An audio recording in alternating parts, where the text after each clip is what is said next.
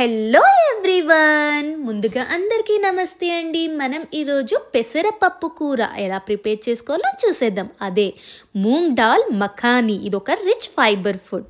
ముందుగా కుక్కర్లో ఇలా పెసరపప్పు వాష్ చేసి పెట్టేసుకొని ఇందులోనే 2 లవంగాలు, 2 దాల్చిన చెక్క మరియు కొంచెం ఉప్పు, వాటర్ యాడ్ చేసేసుకొని ఇప్పుడు ఇది 6 to 7 విజిల్స్ వచ్చేలా చూసుకోండి. ఇలా విజిల్స్ వచ్చాక ఒకసారి మూత తీసి చూడండి.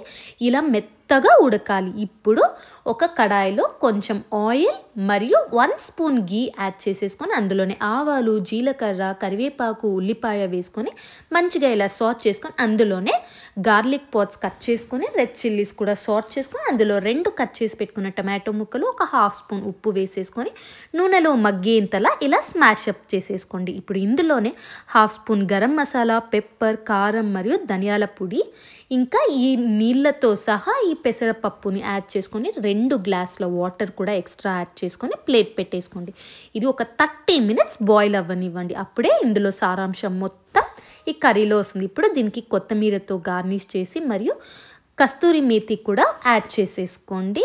ఇలా ఒకసారి మంచిగా మిక్స్ చేసేసి ఇందులోనే 1 స్పూన్ గీ కూడా యాడ్ చేసుకొని రిచ్ ఫ్లేవర్ అనేది మనకి యాడ్ అవుతుంది. ఇప్పుడు దీన్ని ఒక సర్వింగ్ బౌల్లో యాడ్ చేసేసుకొని టేస్ట్ చూసేద్దాము. వావ్, రెస్టారెంట్కి ఏ మాత్రం తీసిపోలేదండి. ఇలాంటి వీడియోస్ కోసం మీరు ఎవ్రీడే రుచులని లైక్, షేర్ అండ్ సబ్స్క్రైబ్.